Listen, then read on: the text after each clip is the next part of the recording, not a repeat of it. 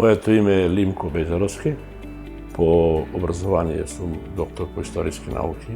Моите претходни вработувања се во Министерството за внатрешни работи и благодарение на моето работно искуство се стекнав со одредени знаења од областа на дискриминацијата.